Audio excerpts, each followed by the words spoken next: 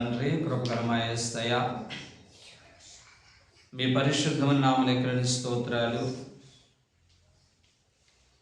ఈ యొక్క ఉదయకాల సమయంలో నీ పరిశుద్ధమైన పాద సన్నిధిలో చేరి ఇటు రీతిగా మిమ్మల్ని మహిమపరిచే గొప్ప కృప మాకు అనుగ్రహించినందుకు స్తోత్రాలు. మీ వాక్యం ద్వారా మాతో మాట్లాడిన ప్రభా, నీ వాక్యం మమ్మల్ని బ్రతికిస్తుంది, బాధలను మాకు నెమ్మదిస్తుంది, మమ్మల్ని సరిచేస్తుంది, మమ్మల్ని పవిత్రపరుస్తుంది. అటువంటి శ్రేష్టమైన వాక్యము ద్వారా నీ ప్రజలైన వారితో మీరు స్పష్టంగా మాట్లాడుతున్నారు. నన్ను దర్శించున్నాను హల్లెలూయా. మన ప్రభువును రక్షకుడైన యేసుక్రీస్తు యొక్క ప్రశస్తమైన నామంలో ఈ ఆరాధన చేరవచ్చిన అందరూ కూడా నా ప్రత్యేకమైన వందనాలు తెలియజేస్తున్నాను. ఈ దీన పరిచయ కొరకు మీరు అందరూ కూడా ప్రార్థన చేయండి, ప్రయాసపడండి. అనేక మందికి దేవుని యొక్క ప్రేమను పంచి ప్రభు దగ్గరికి అనేక మందిని ప్రభుకి పరిచయం చేసే కృప దేవుడు అనుగ్రహించును గాక. హల్లెలూయా. నేటి రోజున ఒక శ్రేష్టమైన వర్తమానం మనం వినబోతున్నాం. దేవా, నన్ను నీవు హిస్సోపుతో నన్ను కడగవ యేసయ్యా. భక్తుడైన దావీదు 51వ కీర్తనలో తన జీవితంలో భయంకరమైనటువంటి తప్పిదం చేసినప్పుడు, నరహత్య చేసినప్పుడు, తాను ఒక అధికారి ఉండి, పదవి ఉండి, హోదా ఉండి, నన్నెవరు అడుగుతారులే, నన్ను అడిగేదాన్ని ఎవరు పొందలే అనేటువంటి ఒక అహంకారముతో అతను జీవించలేదు. కానీ నాతాను ప్రవక్త ద్వారా దావీదు హెచ్చరించబడినప్పుడు ఈ దావీదు 51వ కీర్తన హృదయం పిండబడిన స్థితిలో కన్నీటితో ప్రార్థన చేస్తూ ఒక దివ్యమైన మాట అంటాడండి. దేవా, హిస్సోపుతో నన్ను కడిగి హిమము కంటే తెల్లగా నన్ను మార్చవా. అసలు హిస్సోపు అంటే ఏంటి? ఎందుకు దావీదు హిస్సోపుతో నన్ను కడుగు యేసయ్యని ఆ విధంగా దేవుణ్ణి ప్రాధేయపడుతూ ఉన్నాడు? ఈ రోజున ప్రభు సన్నిధానికి వచ్చిన మనందరినీ కూడా ఆ పరమ పవిత్రుడైన యేసుక్రీస్తు ప్రభువారు మనల్ని పవిత్రపరిచి మనలో ఉన్నటువంటి ప్రతి విధమైనటువంటి లోపాలని, మనలో ఉన్నటువంటి ప్రతి శాపగ్రస్తమైన జీవితాన్ని, మనలో ఉన్నటువంటి ప్రతి విధమైన అపవిత్రత అంతటిని కూడా కడిగివేసి మనము కూడా ప్రభు సన్నిధిలో హిమము అనగా మంచు వలె తెల్లగా ఉండాలని దావీదు కోరుకున్నట్లుగా ప్రభు సన్నిధానికి వచ్చిన మనం అందరము కూడా ఈ ఉదయకాల సమయంలో నన్ను కూడా హిస్సోపుతో నన్ను కడిగి హిమము కంటే తెల్లగా మార్చి ప్రభు అని ప్రార్థన చేసుకోవాలి. అసలు హిస్సోపు అనే మాట బైబిల్ గ్రంథంలో ఒక ప్రత్యేకమైన పాత్రని పోషించింది. బైబిల్ గ్రంథంలోనే కాదు, ఈ భూప్రపంచంలో మనిషి దేవుని దృష్టిలో ఏ విధంగా ఒక ప్రత్యేకమైన పాత్రను పోషిస్తూ ఉన్నారో మనందరి జీవితాల్లో కూడా ఒక ఉన్నతమైనటువంటి ఆధ్యాత్మికమైనటువంటి సత్యాలు బయలుపరచడానికి దేవత దేవుడు బైబిల్ గ్రంథంలో కొన్ని వస్తువుల్ని, కొన్ని జంతువుల్ని, కొన్ని వృక్షాలని, కొన్ని పక్షులని ఈ రకంగా మనకు చూపించి అనేకమైనటువంటి ఆత్మీయ సత్యాలు ప్రభు మనకు బయలుపరుస్తూ ఉంటారు. మనం చూసినట్లయితే జంతువులు గూర్చి, ఇదిగో గొర్రె పిల్లను గూర్చి దేవుడు చక్కని గాడిదను గూర్చి, సింహమును గూర్చి, అలాగే వృక్షజాతికి వచ్చేసరికి ఒక అంజూరపు చెట్టును చూపించడం, ఒక ద్రాక్ష చెట్టును చూపించడం, ఒక తాళ వృక్షాన్ని చూపించడం, ఈ రకంగా అనేకమైనటువంటి వస్తువుల్ని దేవుడు చూపించి మనందరి దైనందిక జీవితంలో కనిపించేటువంటి అనేకమైన వస్తువుల ద్వారా, జంతువుల ద్వారా, చెట్ల ద్వారా మనందరికీ కూడా అనేకమైన లోతైన ఆత్మీయ సత్యాలు నేర్పించాలనేది దేవుని యొక్క ఉద్దేశమై ఉంది. అందుకనే కృపగల దేవుడు ఈ యొక్క ఉదయకాల సమయంలో హిస్సోపును గూర్చి కొన్ని విలువైనటువంటి మాటలు మనకు తెలియజేయాలని ప్రభు ఆశపడుతూ ఉన్నాడు. హిస్సోపు అనేది మధ్యధార సముద్ర ప్రాంతంలో దొరికేటువంటి ఒక పుదీనా జాతికి చెందినటువంటి ఒక చిన్న మొక్క. మన భారతదేశంలో దీన్ని జూఫా అని అంటారు. ఇది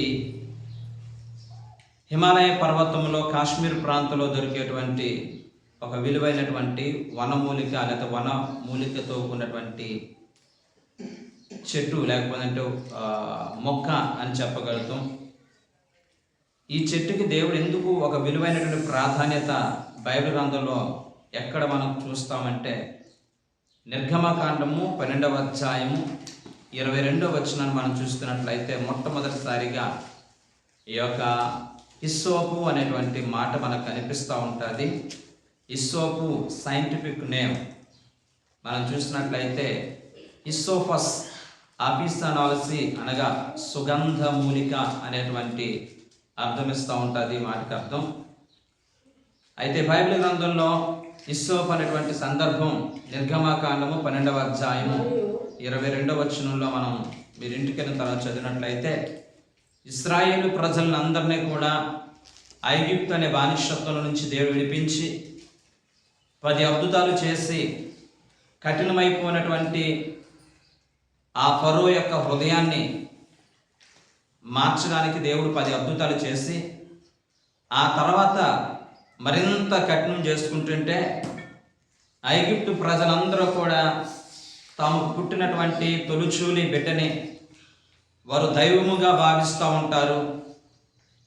వారు దైవంగా భావిస్తారు కనుక ఆ యొక్క ప్రథమ సంతానం అంతా కూడా సంహరించబడుతూ ఉన్నప్పుడు ఇశ్రాయేలు ప్రజలందరికీ కూడా దేవుడు ఒక ఆజ్ఞ జారీ చేసి, ఇదిగో ఈ రోజున పస్కా పండుగను ఆచరించవలసిన దినము, మీరందరూ కూడా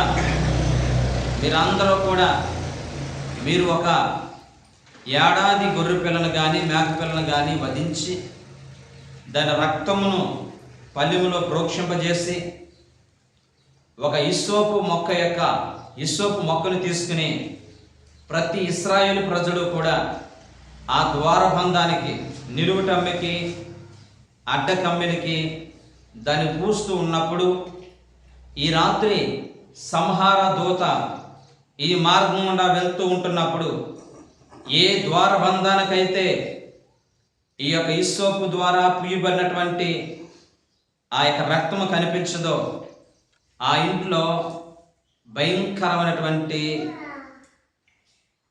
నరవధ జరుగుతూ ఉంటుంది, తొలిచూలు బిడ్డ చనిపోతారు అని చెప్పి దేవుడు ఆజ్ఞ జారీ చేసినప్పుడు ప్రతి ఇశ్రాయేలు ప్రజలందరూ కూడా ఈ యొక్క హిస్సోపు ద్వారా ఆ గొర్రెపిల్ల రక్తాన్ని ద్వారబంధాలు పూసుకుని వారందరూ కూడా సౌఖ్యంగా ఉన్నట్లుగా మనకు కనిపిస్తూ ఉంటారు. మొట్టమొదటిగా హిస్సోపు అనే మాట బైబిల్ నిర్గమకాండం 12వ అధ్యాయంలోనే ఇశ్రాయేలు ప్రజల యొక్క విమోచన కొరకు అక్కడ వాడబడినటువంటి ఒక శ్రేష్టమైనటువంటి మొక్క ఈ హిస్సోపు అనేటువంటి మొక్క. ఈ విషయాన్ని అపోస్తున్నటువంటి యోహాను గారు యేసుక్రీస్తు ప్రభువారు ఆయన శిలువలో వేలాడుతూ ఉన్నప్పుడు శిష్యులు ఎవ్వరూ కూడా లేరు, కానీ ఆయన ప్రేమించిన శిష్యుడిగా పిలువబడుతున్నటువంటి ఈ యొక్క యోహాను గారు ఆ ప్రభువు పడుతున్నటువంటి ఆవేదన గురించి, ఆయన మాట్లాడుతున్న శ్రేష్టమైన విషయాల గురించి బహుశ్రద్ధగా వింటున్నటువంటి ఈ దేవాతి దేవుని యొక్క మాటలన్నింటినీ కూడా వింటున్నటువంటి ఈ యొక్క యోహాను సుస్పష్టంగా రాసినటువంటి మాటలు యోహాను శుభవార్త 19వ అధ్యాయము 29వ వచనాన్ని మనం చూసినట్లయితే, యోహాను శుభవార్త 19వ అధ్యాయము 29వ వచనం, హిస్సోపుకి పోలుగా ఉన్నటువంటి యేసు ప్రభు వారిని అపోస్తున్నటువంటి యోహాను గారు ఏ విధంగా చిరకతో నిండి ఉన్న ఒక పాత్ర అక్కడ పెట్టి ఉండెను కనుక వారు యొక్క స్పాంజి చిరకతో నింపి హిస్సోపు పుడకను తగిలించి ఆయన నోటికి అందించెను. యేసు ఆ చిరకను పుచ్చుకొని సమాప్తమైనదని చెప్పి తల వంచి ఆత్మను అప్పగించెను. ప్రైజ్ ది లార్డ్, హల్లెలూయా. సిలువ మీద ఉన్నటువంటి దృశ్యాన్ని అంతా కూడా కనులారా చూసినటువంటి అపోస్తలుడైనటువంటి యోహాను గారు చక్కగా వివరిస్తూ, ఆయన దాహం వేస్తుందన్నప్పుడు అక్కడున్నటువంటి రోమా సైనికులు ఒక చేదు చిరకాన్ని ఉంచి ఆ హిస్సోపు పొడక ద్వారా ఆ ప్రభువుకి అప్పగించినప్పుడు అది భయంకరంగా చెడిపోయింది. కాబట్టి చెడిపోయినటువంటి ఆ పాత్రలోనిది, ఆ స్పాంజీలోనిది తాగలేక ఉన్నప్పుడు ఆయన సమాప్తమైనది అనేటువంటి మాటన అక్కడ వాడినట్లుగా మనం చూడగలుగుతున్నాం. ఈ విషయాన్ని ఆ రోజున గొర్రెపిల్ల యొక్క రక్తం ద్వారా ఇశ్రాయేలు ప్రజలందరికీ కూడా ఎలాంటి రక్షణ కల్పించబడిందో, భూమికి ఆకాశానికి మధ్య ఎలా వెళ్ళబడినటువంటి యేసుక్రీస్తు ప్రభువారు ఇక్కడ ఆయన ఒక హిస్సోపుగా ఉన్నటువంటి ఆయన ప్రపంచ మానవాళికి రక్షకుడిగా మారాడనే విషయాన్ని, పాత నిబంధన గ్రంథంలో జరిగిన విషయాన్ని గుర్తించుకుంటూ ఒక దివ్యమైన సంఘటన అక్కడ అపోస్తలుడైన యోహాను గారు రచించినట్లుగా మనం చూడగలుగుతున్నాం. కనులారా చూసిన విషయాన్ని కళ్ళ కట్టినట్లుగా వివరించినట్లుగా మనం చూడగలుగుతున్నాం. నిజమే, ఈ భూప్రపంచం యేసుక్రీస్తు ప్రభువారు వదకు తేబడిన గొర్రె పిల్లవలే నీ కొరకు నా కొరకు ఆయన బలవకపోతే ఆ రోజున సంహార దూత ఇశ్రాయేలు ప్రజలందరినీ కూడా ఎలా కాపాడిందో, ఈ రోజున యేసు ప్రభువారి యొక్క రక్తము ద్వారా మనందరము కూడా విమోచించబడ్డాము, రక్షించబడ్డాము అనే విషయాన్ని సుస్పష్టంగా అపోస్తలుడైన యోహాను గారు మనకు తెలియజేస్తూ ఉంటున్నారు. రెండవదిగా ఈ యొక్క హిస్సోపుని ఎక్కడ వాడతారు అని మనం చూసినట్లయితే, రెండవ మాట లేవీయులకు రాసిన గ్రంథము 14వ అధ్యాయము 14వ వచనం మనం చూసినట్లయితే, ఒక కుష్టి వ్యాధిగ్రస్తుడు తన కుష్టి నుంచి విడుదల పొందినప్పుడు నిర్ధారణ చేసుకోవడం కోసం హిస్సోపుతో వాడిని శుద్ధీకరించాలి అనేటువంటి విషయాన్ని చక్కగా విలువైన మాటలు అక్కడ రాయబడి ఉంటాయి. అందులో మనం చూసినట్లయితే గనక, కుష్టి వ్యాధి గ్రస్తులు బాగుపడిన ఎడల 2 సజీవమైనటువంటి పవిత్ర పక్షులను తీసుకుని వచ్చి ఒక దానిని వధించి ఒక దానిని చంపి దాని రక్తాన్ని పల్లెల్లో పూసి హిస్సోపుని తీసుకుని బ్రతుకున్నటువంటి ఆ యొక్క 2వ పక్షి ద్వారా ఈ యొక్క హిస్సోపుతో కలిసి ఆ యొక్క కుష్టి వ్యాధిగ్రస్తుడి మీద దాన్ని ప్రోక్షించినప్పుడు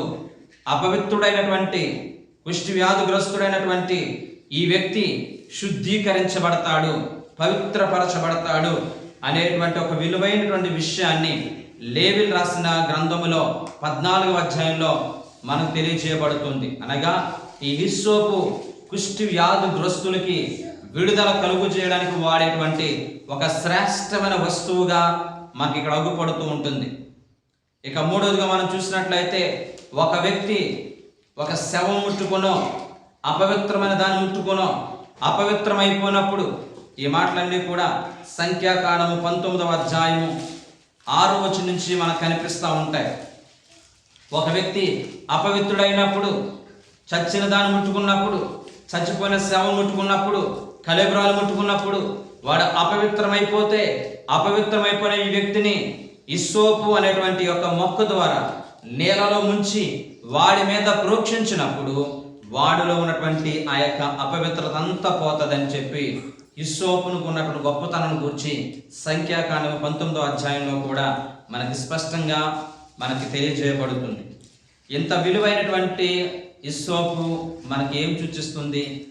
హిస్సోపులో ఉన్నటువంటి సుగుణాలు, గుణగణాలు మన జీవితాల్లో కూడా ఉండాలని యేసు ప్రభువారు కడవరి దినాలలో ఆయనకు హిస్సోపు మొక్కగా ప్రపంచ మానవాళికి విడుదల కలుగు చేసినట్లుగా ఈ యొక్క ఉదయకాల సమయంలో ప్రభు సన్నిధానికి వచ్చిన మనము కూడా హిస్సోపుకు ఉన్నటువంటి విలువైన లక్షణాలని ఒక్కొక్కటి నేర్చుకుందాం.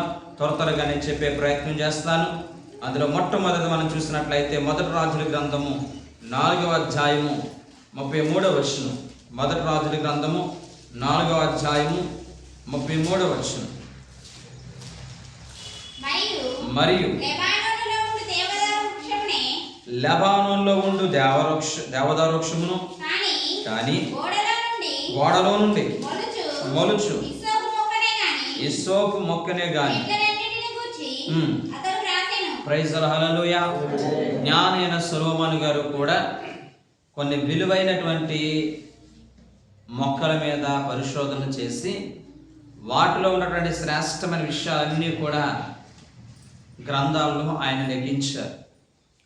ఆయన చెప్తూ ఉన్నటువంటి మాట, ఆయన దేవదారు వృక్షమును గూర్చి, సరళ మృహ వృక్షమును గూర్చి, అనేక వృక్షాల గురించి రాసి అక్కడ రాయబడిన మాట తెలుసా, ఆయన హిస్సోపు మొక్కల గురించి కూడా రాసిన ఉంటాయి. రైట్, హిస్సోపు మొక్క ఇంచుమించుగా 1 నుంచి 4 అడుగులు మాత్రమే ఎదిగేటువంటి ఒక చిన్ని మొక్క. ఇది వృక్షము కాదు, ఎప్పటికి వృక్షంగా మారదు. వృక్షం అంటే పెద్ద కొమ్మలు వేసుకుని విస్తారంగా ఎదిగేటువంటి వాటిని వృక్షములు అంటారు. మన ఈ ప్రాంతంలో చాలా వృక్షాలు కనిపిస్తూ ఉంటాయి. కానీ మొక్క అంటే కనుక చిన్న కూర మొక్కలు, పుదీనా మొక్క, గోంగూర మొక్క, తోటకూర మొక్కలు, ఇవి కొంత పరిమితికి మాత్రం ఎదుగుతూ ఉంటాయి, అంతకు మించి అవి ఎదగవు. ఇది మనకి ఏం నేర్పిస్తుంది అని మనం చూస్తే, యేసుక్రీస్తు ప్రభువు అన్నటువంటి తగ్గింపు జీవితాన్ని మనకి బయలుపరుస్తూ ఉంటుంది. బైబిల్ గ్రంథంలో యేసు ప్రభు వారి యొక్క దీనత్వాన్ని గురించి ఈ హిస్సోపు మొక్క మనకి బోధిస్తూ ఉంటుంది. ఆయన ఈ లోకంలో జన్మించినప్పుడు సత్రంలో స్థలం లేనందున ఆయనని పశువుల తొట్టులో పరుండబెట్టారు. అంత దీనుడుగా భూమికి ఆకాశం సృష్టికర్త అయినటువంటి ఆయన నీ కొరకు నా కొరకు దీనుడుగా ఆ పశువుల తొట్టులో పరుండవలసినటువంటి పరిస్థితి. రెండవదిగా ఫిలిప్పీయులకు రాసిన పత్రిక 2వ అధ్యాయం 6వ వచనంలో కూడా అపోస్తలుడు పౌలు గారు అంటారు కదా, ఆయన దేవునితో కూడా ఉండుట, సమానంగా ఉండే భాగ్యము అని ఎంచుకొనకుండా, ఆయన ఈ లోకం గొప్ప భాగ్యం ఎంచుకొనకుండా, ఆయన ఈ లోకానికి దీనుడుగా ఆయన దీనుడుగా వచ్చి దేవునితో సమానంగా ఉండుట విడిచిపెట్టకూడని గొప్ప భాగ్యం ఎంచుకోలేదు. కానీ మనుష్య పోలికలో పుట్టి దాసుని యొక్క స్వరూపమును ధరించి తన్ను తాను రిక్తునుగా చేసుకున్నాను. హల్లెలూయా. ఎలా చేసుకున్నాడంటే, తన్ను తాను రిక్తునుగా అనగా తన్ను తాను ఎంప్టీ హిమ్సెల్ఫ్, తనకంటూ ఏమీ లేకుండా దీనుడిగా ఈ లోకంలో ప్రత్యక్షమైనట్లుగా మనం చూడగలుగుతున్నాం. దేవుని వాక్యం విన్న ప్రేమిలారా, ఆయన కూడా సిలువ వేయబడినటువంటి ముందు వారం ఆయన ఒక గొర్రె పిల్లనెక్కి దీనుడుగా గాడిద పిల్ల మీద ఆయన ప్రయాణం చేసి తన దీనత్వాన్ని కనుపరిచినట్లుగా మనం చూడగలుగుతున్నాం. అందుకనే పేతురు భక్తుడు అంటాడు కదండి, 1 పేతురు 5వ అధ్యాయం 6వ వచనంలో, దేవుడు మిమ్మల్ని తగిన సంబంధం హెచ్చించినట్లుగా ఆయన బలిష్టమైన రెక్కల కింద ఎలా ఉండాలంటే మీరు దీన మనస్కులై ఉండండి. దేవుని వాక్యం ఉన్న ప్రియమిళ్ళారా, విశ్వాసులైనటువంటి ప్రతి ఒక్కరూ కూడా దేవుని మహాకృప, నీవు సీనియారిటీ అయ్యి బాప్తిస్మము పొంది దేవుని మందిరానికి వచ్చి ఎన్ని సంవత్సరాల సీనియారిటీ నీకున్నా ప్రభు సన్నిధిలో ఎప్పుడు కూడా చిన్ని కూర మొక్కల్లాగా ఉండాలి తప్ప ఏ రోజుని కూడా మహావృక్షములుగా మనం భావించకూడదు. దేవుడు ఈ యొక్క హిస్సోపు మొక్క ద్వారా మనకు బయలుపరుస్తున్నటువంటి శ్రేష్టమైన విషయం ఏంటో తెలుసా? దేవుని సన్నిధిలో మనం అందరము కూడా నాటబడిన మొక్కలమే తప్ప ఎప్పుడు కూడా వృక్షాలమని భావించకూడదు, వృక్షముగా భావించకూడదు. అనగా తగ్గింపు జీవితాన్ని కలిగి ఉండాలని, దీనత్వం కలిగి ఉండాలని, ప్రతి విషయంలో కూడా దేవుని మహిమపరిచేవారుగా ఉండాలని, ఆయన దేవునితో కూడా సమానంగా ఉండుట గొప్ప భాగ్యం ఎంచుకొనకుండా ఆయన ఈ లోకానికి ఏ విధంగా దీనుడిగా కీర్తించాడో దేవుని ప్రజలమని చెప్పిన మన జీవితాల్లో కూడా, మన మాటలో కానీ, మన ప్రవక్తల్లో కానీ, మన ఆలోచనలో కానీ, మనం చేసే ఏ పనులైనా కానీ బహు దీనత్వాన్ని ప్రదర్శించేవారుగా, దీనులుగా మాట్లాడేవారుగా, దీనులుగా ప్రవర్తించేవారుగా, దీనత్వంతో మాట్లాడేటువంటి ఆ మంచి శ్రేష్టమైన లక్షణము మనం కలిగి ఉండాలని ప్రభు కోరుకుంటూ ఉంటున్నాడు. ఈ లోపల మనం కలిగి ఉన్నది ఏది కూడా శాశ్వతమైనది కాదనే విషయాన్ని ప్రతి ఒక్కరూ గుర్తెరగాలి. ఏ బండ నుంచి చెక్కబడ్డావో, ఏ గుండెలోంచి నువ్వు తీయబడ్డావో ఏ రోజుని మర్చిపోకుండా దీనత్వాన్ని కలిగి ఉండాలి తప్ప మన మాటలో కానీ, మన ప్రవక్తలో కానీ ఎన్నడూ కూడా అతిశయాన్ని ప్రదర్శించకూడదు. హల్లెలూయా. రైట్. రెండవదిగా ఇదే రాజుల్లో మొదటి రాజుల గ్రంథం 4:33 అంటాడు కదండి, గోడలో నుంచి మొలుచు మొక్క. ఏ మొక్క అండి ఇది? గోడలో నుంచి మొలుచు మొక్క. హల్లెలూయా. ఎక్కడి నుంచి మొలుస్తుందంటే మొక్క? గోడలో నుంచి మొలుస్తుందంటే. చూడండి, ఈ మొక్క మట్టి దగ్గర మొలిచేది కాదు, అన్ని సౌకర్యాలు ఉన్నటువంటి స్థానంలో మొలిచే మొక్క కాదు. ఈ మొక్క గోడల్లో మొలిచేటువంటి మొక్క. ఒక గోడలో అది బ్రతకాలంటే, అది గోడను చీల్చుకుని బయటకు రావాలంటే ఆ గోడలో సిమెంట్ ఉంటుంది, రాళ్ళు ఉంటాయి, ఇసుక ఉంటుంది. ఇంత ప్రతికూలమైనటువంటి వాతావరణం మధ్య, ఇంత భయంకరమైనటువంటి పరిస్థితుల మధ్య వాటన్నిటినీ కూడా లెక్క చేయకుండా, ఆ కఠినత్వాన్ని అంతా లెక్క చేయకుండా ఆ మొక్క ఎదగడానికి ప్రయత్నం చేస్తూ ఉంటుంది. ఆ గోడలో పుట్టేటువంటి మొక్కే ఈ యొక్క హిస్సోపు మొక్క. హల్లెలూయా. గోడ అనగా సాతానుకు సాదృశ్యంగా ఉంది. ఇశ్రాయేలు ప్రజలందరూ కూడా ప్రయాణం చేస్తున్నప్పుడు ఎరుకు అనే గోడ ఎదురైనట్లుగా మన దైనందిక జీవితంలో కూడా, మన జీవిత ప్రయాణాల్లో కూడా అనేక సందర్భాల్లో మనం కూడా అనేకమైనటువంటి పరిస్థితులు ఎదుర్కోవాల్సి వస్తారు. యేసు ప్రభువారే స్వయంగా చెప్పిన మాట, మీకు లోకంలో శ్రమ కలుగును, ఆయనను మీరు ధైర్యం తెచ్చుకుని ఉండండి.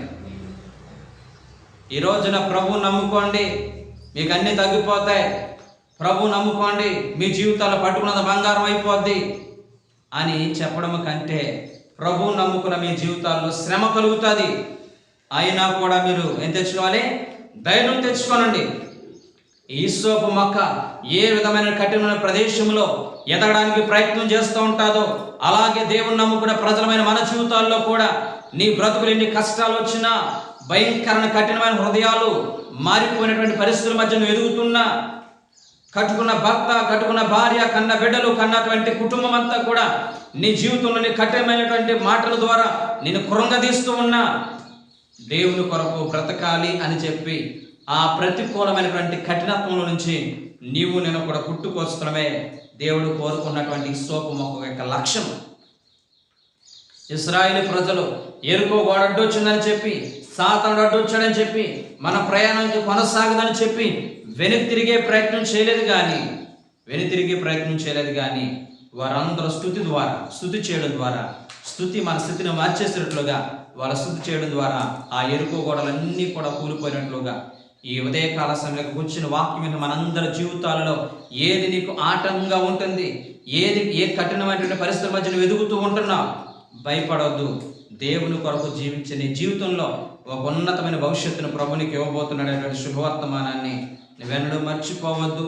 నా బ్రతుకు ఎందుకు ఇంత కఠినమైపోతుంది, నాతో ఎందుకు ఇంత కఠినంగా అందరూ మాట్లాడుతూ ఉన్నారు, నన్నెందుకు ఎవరు ప్రేమించట్లేదు, నన్నెందుకు ఎవరు ఆదరించట్లేదు అనేటువంటి భావన మన హృదయాల్లో ఉండకుండా, ఈ దైనందిక జీవితంలో ఎదురైనటువంటి ప్రతి కఠినత్వాన్ని మనం జయించేటువంటి వారుగా మనం ఉండాలి.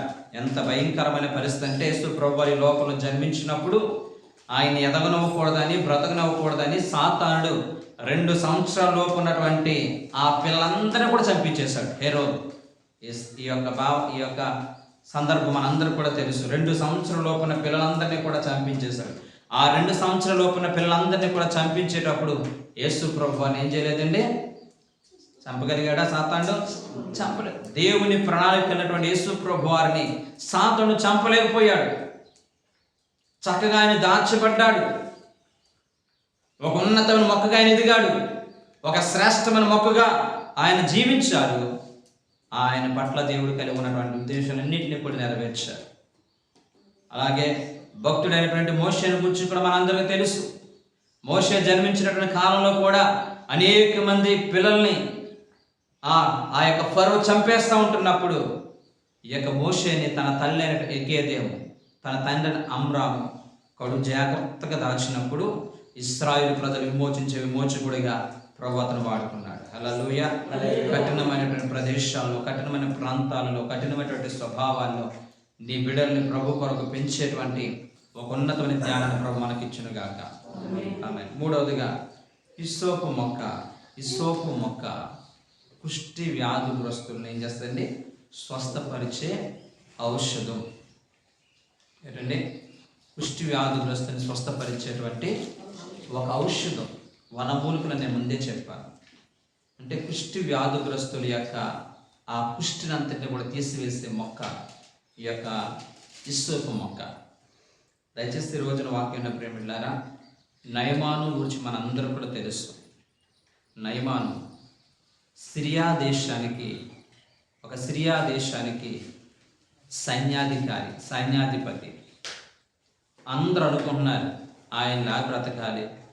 చిన్న వయసులో చూడండి ఎంత మంచి ఉద్యోగము, ఎంత శ్రేష్టమైన బ్రతుకు, ఎంత శ్రేష్టమైన జీవితము, చీకు చింతలైన బ్రతుకు అని చెప్పి అందరూ కూడా అనుకుంటూ ఉంటున్నారు. కానీ నయమానుకు తెలుసు తన జీవితంలో తాను కలిగి ఉన్న కుష్టి వ్యాధి ఎంత ఘోరాతి ఘోరమైనదో తనకి తన భార్యకి మాత్రమే తెలుసు. బయట మాత్రం దాన్ని కప్పిపుచ్చుకుని హుందాగా వ్యవహరిస్తూ ఉంటున్నారు. అలాగే ఈ కడవరి దినాల్లో కూడా అనేక మంది జీవిత విధానం మనం చూసినప్పుడు లోపలంతా కూడా ఆధ్యాత్మికమైన కుష్టిలు పెట్టుకుని పైకి మాత్రం ఎంతో మంచి వారుగా మాట్లాడేటువంటి నటనా జీవితం కలిగినటువంటి క్రైస్తవులను ఎంతోమంది మనం చూస్తున్నాం. దేవుడు వ్యభిచారులైనా క్షమిస్తాడేమో కానీ వేషధారులు మాత్రం దేవుడు క్షమించడు. మనం ఉన్నట్లుగా ఉండేటట్లు వారుగా ఉండాలి కానీ మనుషుల దగ్గర, సేవకుల దగ్గర, విశ్వాసుల దగ్గర నటించేటువంటి ఆ నటనా జీవితాన్ని దేవుడు కోరుకునేవాడు కాదు. ఈ నయమాను ఎంతో చక్కగా వ్యవహరిస్తూ ఉంటున్నాడు. తన శరీరం అంతట్లో కూడా పుష్టి వ్యాధులు పెట్టుకుని కాలాలు గడుస్తూ ఉంటున్నాయి.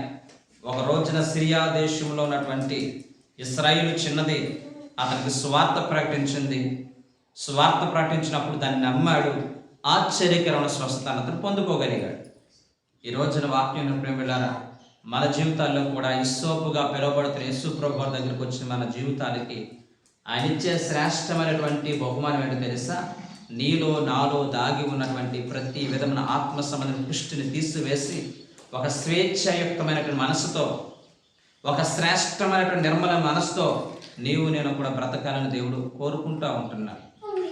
దయచేసి ప్రతి ఒక్కరూ కూడా ఈ మాటని గమనించి ప్రభు సన్నిధానంలో, దేవా నన్ను స్వస్థపరచు, నాకు విడుదల కలుగుచే, ఆ నయమాను నేనే అని చెప్పి ప్రభు సన్నిధిలో మనం ప్రార్థన చేసినప్పుడు దేవుడు ఎంతటి భయంకర పాపినైనా కానీ ఆయన క్షమించగల దేవుడు, శుద్ధీకరించగల దేవుడు.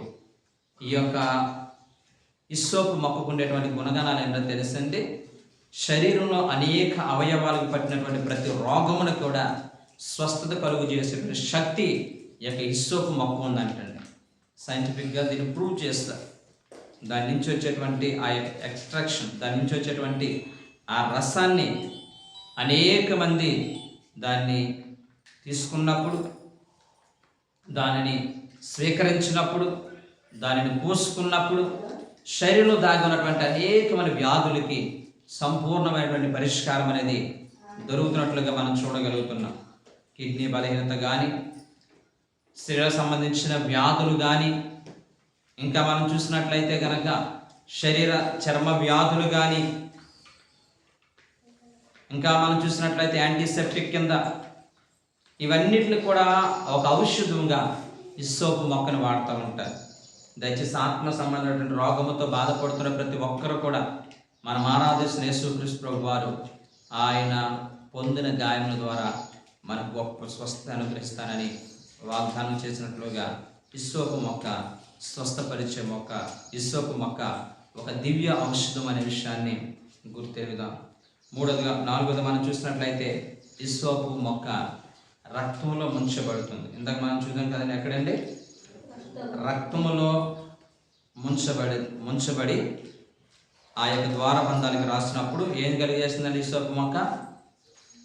ఇశ్రాయేలు ప్రజలకి ఉగ్రతను తప్పించి రక్షణ కలుగు చేస్తుంది. ఏం కలుగు చేస్తుందండి?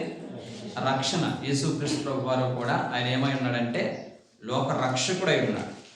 ఈ హిస్సోపు మొక్కని నీళ్ళలో ముంచి ప్రోక్షింపజేస్తారంట. హిస్సోపు మొక్కలు ఎలా ముంచుతారంటే, హిస్సోపు మొక్క ఎలా ఉంటుందో తెలిసింది. వైలెట్ కలర్ అనగా ఊదా రంగులోని, బ్లూ కలర్లోను, తెలుపు కలర్లోను ఉండేటువంటి చిన్న చిన్న పొదల్లాగా ఉంటారంట. ఆ మొక్కను తీసుకుని నీళ్ళు ఎలా చల్లుతారంట. నీళ్ళు దేనికి సాదృశ్యం తెలుసా? వాక్యానికి సాదృశ్యం. దేనికండి? వాక్యం. నీ వాక్యం నన్ను బ్రతికిస్తుంది, బాధలది నాకు నెమ్మదిస్తుంది. యవనులు దేని చేత నడకను శుద్ధి చేసుకుంటారు? నీ వాక్యమును దాన్ని జాగ్రత్తగా చూసుకునే చేత కదా ప్రభా అని విలువైనటువంటి మాటలు ఈ రోజున ప్రతి క్రైస్తవుడు కూడా వాక్యము ద్వారా పరిశుద్ధపరచబడానికి కావలసిన కృప దేవుడు మనకు అనుగ్రహించాడు. దేవారాధన దాన్ని ధ్యానించేవాడు ధన్యుడు. యెహోవా ధర్మశాస్త్రం అనుసరించు దేవారాధన దాన్ని ధ్యానించేవాడు ఎవరంటే ధన్యుడు అంటాడు. దేవుని వాక్యాన్ని మనం స్వీకరించేవారుగా అది ఉండాలని దేవుని వాక్యం సెలవిస్తుంది. హిస్సోపు నీళ్ళకు సాదృశ్యంగా అపోస్తలుడైన పౌలు గారు ఎఫెసు సంఘాన్ని గురించి ఒక మాట అంటారండి. ఇదిగో పురుషులారా మీ భార్యను ప్రేమించి అటువంటి క్రీస్తు కూడా సంఘమును ప్రేమించి సంఘానికి మచ్చ డాగు కలంకం ఏది లేకుండా ఆయన ఎదురు నిలబెట్టాలని చెప్పి వాక్యమైనటువంటి ఉదకము ద్వారా ఏం చేస్తున్నాడండి? పరిశుద్ధపరుస్తున్నాడు. హల్లెలూయా. వాక్యము పరిశుద్ధపరుస్తారు. ఏం చేస్తుందండి? పరిశుద్ధపరుస్తారు. చివరిగా మనం చూసినట్లయితే ఈ యొక్క హిస్సోపు మొక్క ప్రోక్షించబడడం, నీళ్ళలో ముంచి ఏమన్నానండి? ప్రోక్షించడం అంటే అభిషేకానికి గుర్తు, ఆత్మకు గుర్తు. దేని గుర్తు అండి? ఆత్మాభిషేకానికి గుర్తు. కడవరి దినాలలో ప్రతి విశ్వాసి కూడా ఆత్మ లేని వాడు నావాడు కాదని వాక్యం చెప్తుంది కనుక మనం అందరం కూడా ఆత్మని అభిషేకంగా పొందుకొని పరిశుద్ధాత్మ చేత నింపబడినప్పుడు, పరిశుద్ధాత్మ అభిషేకం మనం పొందుకున్నప్పుడు ప్రతి ఒక్కరము కూడా ప్రభు కొరకు బ్రతకాలనేటువంటి ఆశ అంచె దినముల్లో అందరి మీద ఆయన ఏం కుమ్మరించాలని ఆశపడుతున్నాడండి? ఆత్మను కుమ్మరించాలని ఆశపడుతున్నాడు. మనం అందరూ కూడా పరిశుద్ధాత్మలో నింపబడాలని మనం అందరూ కూడా కోరుకుందాం. ఆ విధంగా పరిశుద్ధాత్మలో మనందరూ అభిషేకం పొందుకుని దేవుని కొరకు జీవించే గొప్ప భాగ్యాన్ని ప్రభు అందరికీ దయచేయను గాక. మోకరించినందరూ కూడా ప్రార్థన చేసుకుందాం. మహాపరిశుద్ధుడైన ప్రేమ గల మా తండ్రి, మీ పరిశుద్ధమైన నామమునకు స్తోత్రాలు. ఈ యొక్క ఉదయకాల సమయంలో ప్రతి వాక్యం ద్వారా మాతో మాట్లాడారు తండ్రి. విన్న వాక్యం మా హృదయమైన పలక మీద రాసుకుని దాని ప్రకారం జీవించడానికి విశేషమైన కృప దయచేయండి. రాబడినప్పుడు దయతో క్షమించండి. వచ్చిన ప్రతి ఒక్కరిని కూడా కృపతో జ్ఞాపకం ఇదైన సంఘాన్ని క్రమంగా ఆశీర్వదించి దీవించమని యేసు నామమున బట్టి అడుగుచున్నాము.